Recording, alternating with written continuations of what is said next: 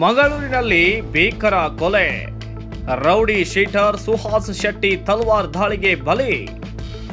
ಮಂಗಳೂರಿನಲ್ಲಿ ನಿನ್ನೆ ರಾತ್ರಿ ಸರಿಸುಮಾರು 8:30 8:40 ಅವಧಿಯಲ್ಲಿ ನಡೆದಂತಹ ಭೀಕರ ಹತ್ಯೆ ಘಟನೆಯು ಇಡೀ ಮಂಗಳೂರು ನಗರವನ್ನ ನಡುಗಿಸಿದೆ.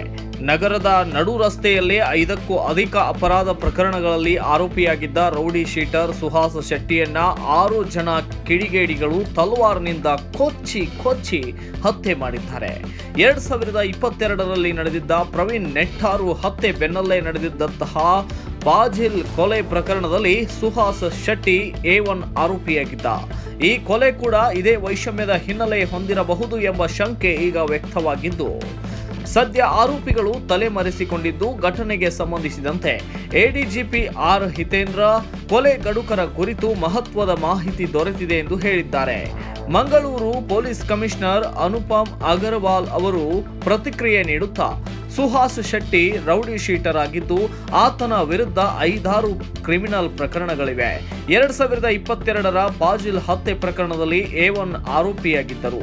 ಕೀರ್ತಿ ಹತ್ಯೆ ಪ್ರಕರಣದಲ್ಲೂ ಆರೋಪಿಯಾಗಿದ್ದು, ಇನ್ನೂ ಹಲವು ಕೊಲೆ ಯತ್ನ ಪ್ರಕರಣಗಳಲ್ಲಿ ಆತನ ಹೆಸರು ಸೇರ್ಪಡೆಯಾಗಿದೆ. ಈ ಹಿಂದೆ ಆತನು ಗಂಭೀರ ಅಪರಾಧಿ ಎಂಬ ಕಾರಣದಿಂದ ಎಚ್ಚರಿಕೆ ನೀಡಿದ್ದೆವು ಎಂದು ತಿಳಿಸಿದ್ದಾರೆ. Bureau report, Kannada Janashri news, Mangaluru.